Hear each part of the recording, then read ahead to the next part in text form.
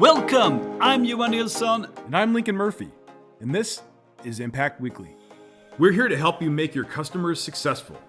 Each week, we answer your most pressing customer success management questions by relying on our years of experience with companies around the world. Let's get this going.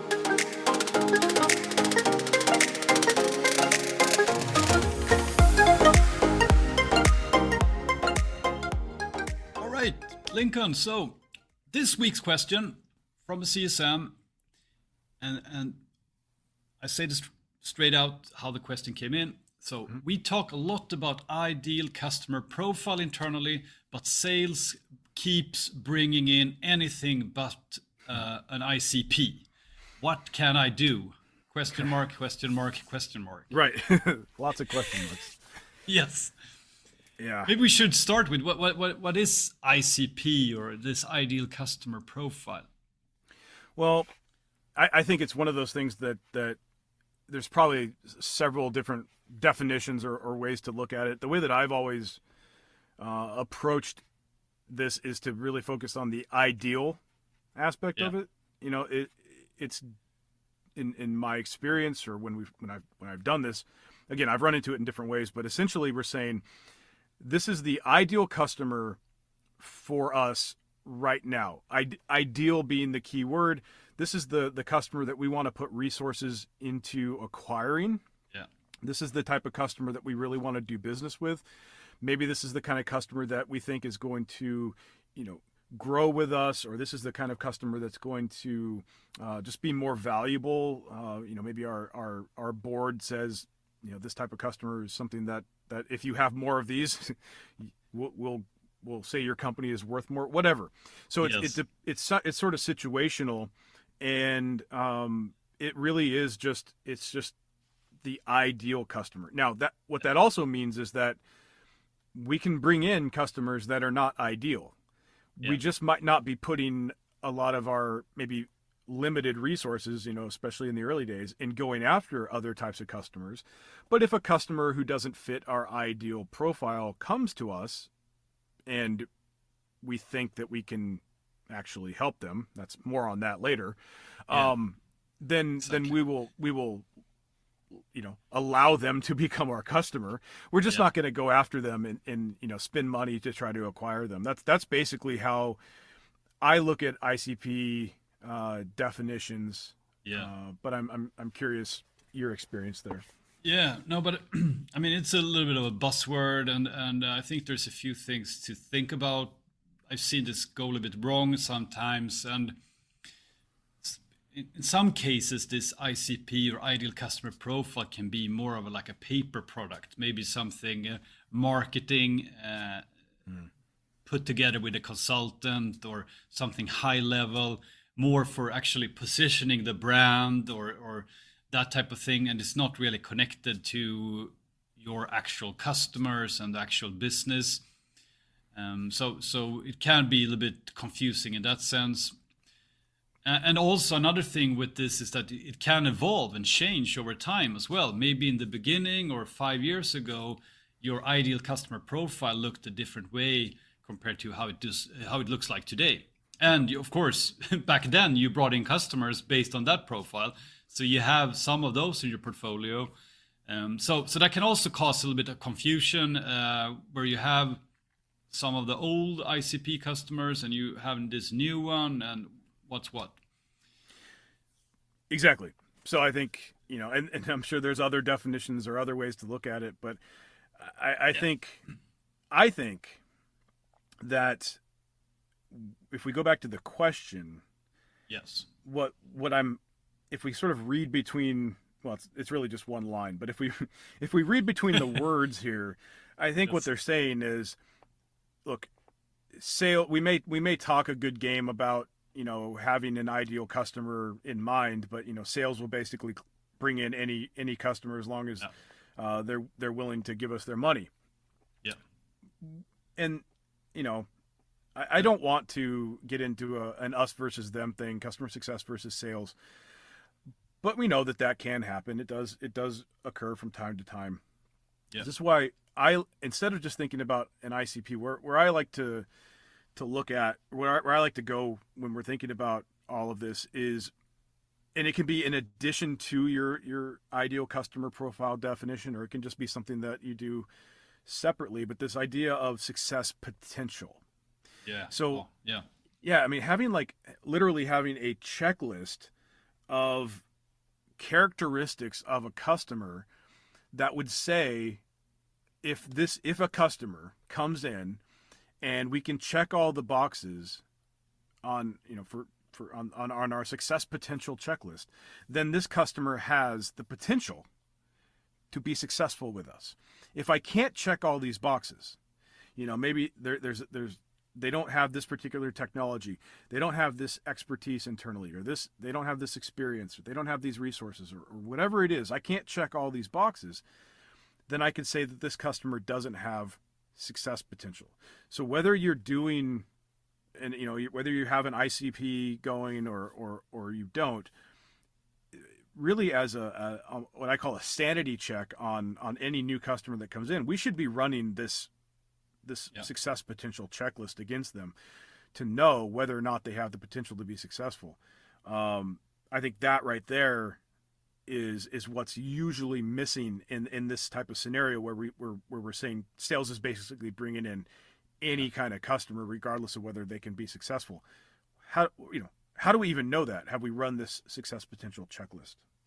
Definitely. And I think and if we take sales side in this, I mean, an ICP is very hard to get that super concrete. It's usually like a grayscale anyways. If you have this, it should be this size of a company or these industries, or however you have created this ideal customer profile. So this success potential, I think that will help you get the thinking right here. But still, another point to this is also, I mean, if we just create this checklist, will everyone who fits the checklist be successful? Yeah. Well, I mean, that'd be awesome, right? Yeah, that would be, yeah. And then we're done, right? So we'll just check some boxes and we'll have customers forever. Yes. No, but of course not. I mean, so that's also an important part to this, I would say, is that even if we have we fit all the criteria for the success potential, that's no guarantee, of course. That's just setting the grounds that this is a customer that can be successful. And here is where our work starts, right? In customer success, to get them there, to help them basically unlock this potential. I mean, that's exactly it would. I think we have this it's funny. We have this dream that customers can come in and just be successful on their own. But it's like, if that was true, we wouldn't need customer success. So, don't be careful what you wish for. But I think this is an incredibly important discussion. And again, success potential checklists are not used as much as I feel like they should be. And I think that they would honestly just make things a lot better. It would make things a lot easier. But if you're not currently doing this, you can start. And so it starts, though, with defining success potential. Exactly. So sit down and figure out what is the bare minimum that has to be in place for our customer to be successful. You may find that you have different checklists, for different customer segments, but there's probably going to be a good amount of overlap. Just some segments might have a few other things or a few less things that are required. And this is the minimum requirement to be successful. And that's going to be different for every situation. So, I mean, for what I mean is, I can't tell you this is what success potential is for your customers. You're going to have to figure that out on your own. Because you have a unique relationship with your customers. Your customers have a unique needs and all of that. So there isn't a one-size-fits-all approach here. But that said, it's not really that complicated. You probably actually know these things. You may just have never written them down, right? You maybe haven't taken the time to sort of put this in a Google Doc, share it with the team, get everybody's input on it, and then use that as sort of going forward. Do that. That's going to be a really powerful thing for your organization. And I think that's the word there. Do it. because I think everybody like intellectually understands this or talked about this some way in a meeting or a conference or whatever, but to actually do it, and I think it's also one of these things where we just start with something. Don't overdo it. Don't make it too complicated. Start with something that you can really start using fast. I think, and then you can add things, and then you have that as a framework to keep working on and refine. Yeah, I think I think the way you just framed that is really critical. So I want everybody to really pay attention to that. This is going to be something that's living and breathing, and something that is going to evolve over time.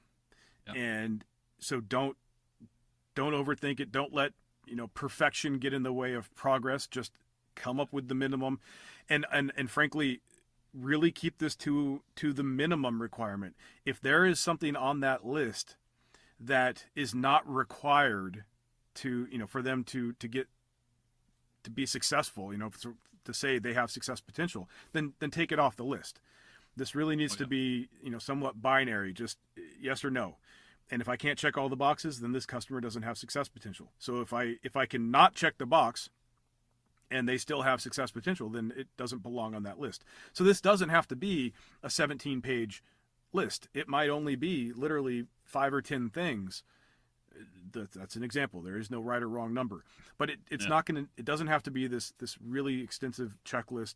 It just has to be the things that are absolutely required. And if you can do that, you're going to be in such in a much better position to then be able to know. Look, you could go back and actually look at all your existing customers and sort of check them against this and say, you know what? It turns out half our customers don't have success potential. That's why we have so much churn. That's why we're having so much trouble making our customers successful, because we're really fighting an uphill battle here. Yeah. Or you may look at it and find out that 99% of your customers have success potential. So it's something else that's going on. So you can actually run, sort of do that. Yeah. But I think another thing to keep in mind, Johan, we were talking about this earlier, so I'm curious if you want to talk about this. The what I call the spectrum of readiness is something that we also need to keep in mind with success potential. Yeah, I mean, we also need to. I mean, one thing is if the customer has success potential, but we also need to look at where we are as well, where we are with our resources and what we can really realistically do for a customer. So, I mean, for instance, there may be, if you're in an early stage, you could have less resources to actually help a customer that needs a lot of resources to get going. So you should maybe you need to put that into the account here as well, where you are basically. I think that's such a interesting, like just the interesting way of looking at it, and I want you to kind of, if you want to expand on that, but I just really want to call attention to that, because you have, it's one thing to say, the customer needs to have these things to be successful, but if they need a lot of help and we can't provide that, then that means that customer that needs all that help right now, they don't have success potential. Yep. That requires us to be intellectually honest about our current position. And I know that that's not something that's done as often as it should be. Oh yeah. No, it could be the other way around as well. Maybe in the beginning you do everything for your customers. You can bring in customers that need a lot of help or require a lot of help as well. But as you grow, as you don't have that type of excessive resources to spend on a customer. So it can be in many different ways. But you need to assess as well where you stand and how ready you are to get these customers on board as well. For sure. And I think, there's definitely a fine line. In the early days, of course, there is a lot of value to spending a good amount of time with customers. So, I mean, you have to kind of balance that as well. But there may be a situation where, we want to spend a lot of time with customers so we can learn, so we can figure out how to scale. But there may be situations where, like, even in that situation, there are going to be things outside the scope of what we can really do for them. So again, just kind of keep that in mind. But that's a good point. And then I'm curious, Johan, as from the CEO perspective. Yes. So communication, and Yep. but I think even a more specific way of looking at communication is alignment and being in sync. We hear this a lot when it comes to sales working with customer success or customer success being aligned with leadership. So I'm just kind of curious your take on the idea that look, ultimately this does come down to communication and making sure that we're all aligned. From your perspective, what does that mean, and what are some things we can do there to be better aligned? Yeah, no, but I think that's in part of this question is also that we are not aligned here between sales and customer success, and I think that is it's a common challenge. I mean, it's always communication is one of the, of course, one of the things you always have to work with, but alignment specifically between sales and customer success. There's a lot. It's easy to talk about, and everybody, if you get into a conference room and everybody say, "Are we aligned?" Yes, everybody's happy. But then, how does it go in practice? What happens after that? And I think that's where you pick up on friction, like in this question. And there's a lot to be done here, I would say, to improve. Generally speaking, I know myself, we had some issues where we were bringing in the wrong type of customers from sales, and one way we very pragmatically communicated to sales what happens when we bring in the wrong type of customer was that they had to onboard their own customers for a period of time. So they got to experience literally onboard. Wow. Okay, I like it. Oh yeah, no, but that was, I mean, of course, that was like a little bit drastic, and but I think it's a lot to. That's a really like aligning sales with customer success and bringing home some points why it's important to talk about success potential, and also what we'll get back to later, a bad fit. I mean, when you try to onboard a customer with bad fit or poor success potential, I mean, it's not a fun thing to do, right? So that's one example. But this, I love when you do things. People learn by doing, right? Not by more, at least. I think people learn a lot more when they do have to do things themselves. So if you can do things like that, I think it helps a lot in aligning things. Yeah, for sure. I mean, I think that's, I think that's fantastic. I think if salespeople who, sort of once the deal closes, they just move on, and again, there's nothing wrong with that. I mean, again, salespeople are we have salespeople because we need them to go out and pull new customers out of thin air. Gotcha. That's great. But, sometimes not knowing what's going to happen after the sale or not experiencing it or not really seeing why it matters, that may be something that they need to experience. So I think that's fantastic. Not sure that everybody's going to be able to do that, but No. but the idea there is sound. And I think, look, being able to explain that to them, though, so that maybe they can do a better job managing expectations during the sales process, I think is a really important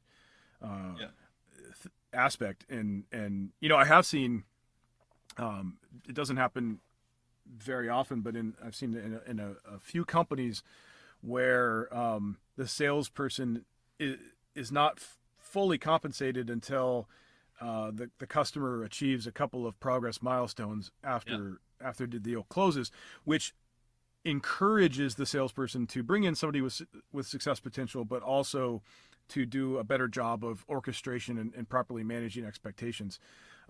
Really making sure the customer understands what's going to happen. So I think there's a lot we can do there. I appreciate your perspective on that. I think we can, and also just to jump in, or I think on the other, if you switch things around, it's also, I think I've seen, I mean, there's a lot of benefits if you have been in new business side before joining customer success, or get some experience doing that as well, because then you understand the dynamics in a sales process when you are bringing in a new customer. I mean, talking about alignment, so it goes both ways, I would say. Yes. You have a lot more understanding on where there might be gaps and why there are gaps sometimes between when you get a new customer coming in as well. So I think that's really insightful, and also a good sort of segue into coming up with a few concrete things that we can do to at least make this process not as painful. Cool, great. So all right, let's help this person now with the question. 3 things. What should he or she do? So first of all, and this is assuming we've already defined, some level of success potential, because that I think is sort of, that's step 0. But one of the things you really want to do is let's start looking for not just customers that had success potential, but let's look for customers that were what we would say a great fit. So think about this, like go through your portfolio, or just, you may even have some customers right off the top of your head that you're like, okay, these are amazing customers. They, whatever that means to you, they were prepared for onboarding. They really put in the effort. Adoption, both breadth and depth, was fast and efficient. Maybe they expanded, maybe they were, they participate in our advocacy programs. Whatever you think a great fit customer is, start gathering details on those. So what are their characteristics? Sort of what are their shared characteristics if you were to group them together? And then, and keep in mind, like, also how you're defining great, again, is so you can communicate that. And then I want you to also think about, like, of these customers that are a great fit, how do they talk about what they do? How do they talk about our product? How do they talk about doing what they do with our product? Yeah. What are some of the use cases that they have? Maybe, so, not just their initial use case or their initial goal or whatever we have identified. What are some follow-on use cases, some follow-on goals that they had? If we can pull all of that together, then we can actually do something with that and maybe make some changes. And what we can do with that is communicate that to sales and marketing. How do we do that, though? Yeah, I think this is awesome. We know this, or we think about this, and we have this in front of us all day, I think, these great fit customers. But what we don't do enough is to pull it together, put together like a communication around it that we can share, and that's the number 2 here, is you communicate this to sales and marketing. They don't know how good these customers are typically, and they love to hear this. I think there's so much value in this to be shared, and we know about it. Maybe we take it for granted, but we should involve sales and marketing in this. And as you said, Lincoln, there, share what they're saying. That's the story from these customers, because that's gold right there. And if you communicate that to sales, a sales rep will have maybe 2 or 3 examples, social proof that they can share with a prospect in a similar situation. So this will be like a great way to bond with the sales team, to show them, to help them in their job. And we know how important that is, right? Yeah, I mean, I always say, look, if you can help a salesperson just close one new customer, like, you're going to be their best friend. They're going to trust you. That's what we're trying to do here. Yeah. That's why we're leading with a positive. We're going to start by saying, here's what our great fit customers are, and here's how they how they talk about this stuff, and here are their use cases. Maybe you can use this to better connect with them. And the same with marketing. We're giving marketing this intel essentially on our customers that they can use to better connect with customers or prospects that are just looking for things. And that's eventually going to help them fill the sales funnel with customers that are a better fit, and those are or with prospects that are a better fit, and those are the prospects or the leads that salespeople are going to be working. So the more that you can communicate this back to sales and marketing, the better. So if you're doing this and you end up helping the salespeople, but even if you don't, like even if they don't communicate to you, you know, hey, that really helped me close a deal. If you just start communicating this positive stuff to them, at some point you can now start sharing some other news, and that is to gather. What are the characteristics, or gather a list of bad fit customers and what their shared characteristics are. Now, these are probably going to be customers that don't have success potential, right? So probably what we're doing here is going to be communicating essentially our success potential checklist. And we can say, look, these are the customers that are, that churn out, that don't expand. So obviously it's going to be better if some of these things directly impact sales and marketing, because they're going to feel it. So, you know, if the salesperson is still, responsible for or gets some compensation from expansion or renewal, and this stuff is impacting that's going to be felt by them. But, you know, even if it's not, you want to communicate this. But basically what you want to do is to be able to say, look, we shouldn't be bringing in customers like this. The other thing, and again, if it impacts them even better in terms of like having them hear you, but there's other ways that it might impact them. Like if you can tie a bad fit customer back to a public negative review. Oh yeah. See, those are, marketing hates those. Yeah. And salespeople also really don't like those, because if you have a lot of negative sentiment in the marketplace, you have to work harder to overcome that as a salesperson. So it slows the sales cycle. They have to work harder. So if you can say, look, if you bring in customers like this, they go leave bad reviews. Yeah. Now, even though it might not hit them, directly monetarily and, in terms of not getting a commission later, it is impacting their ability to do their work. So you want to share this stuff. And again, try to put it in that perspective, something that really is going to matter to them. Oh yeah. But again, you don't want to lead with this. No. If you just go to them out of the gate and say, stop bringing in bad fit customers, what they're going to hear, because you're not taking into consideration their point of view, what they're going to hear you say is, stop doing your job, or even more, stop making money. Yeah. And that's not fair. So we need to be aware of what their motivation is and work with that, not against it.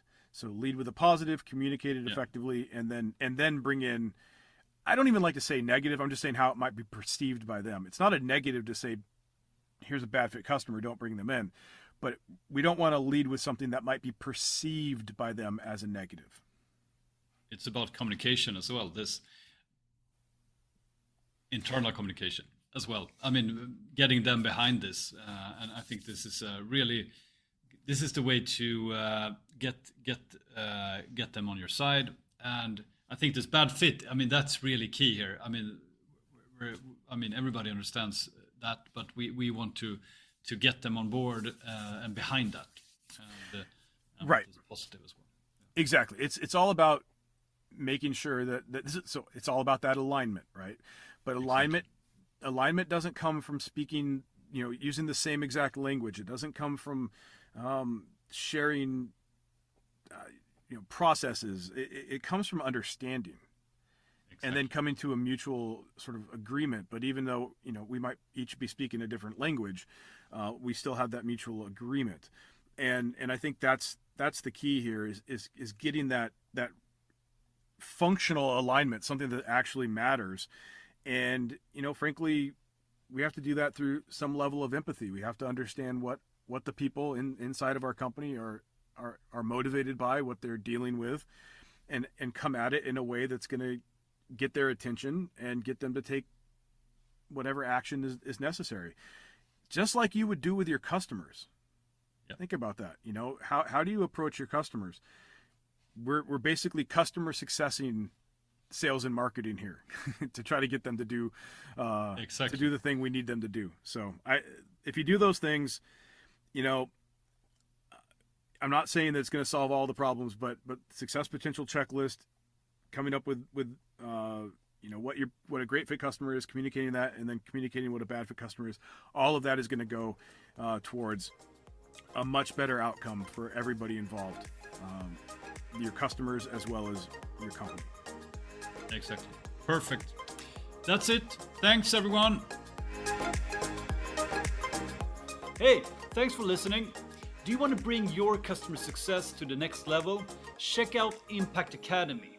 We have training programs for customer success managers and for leaders in customer success.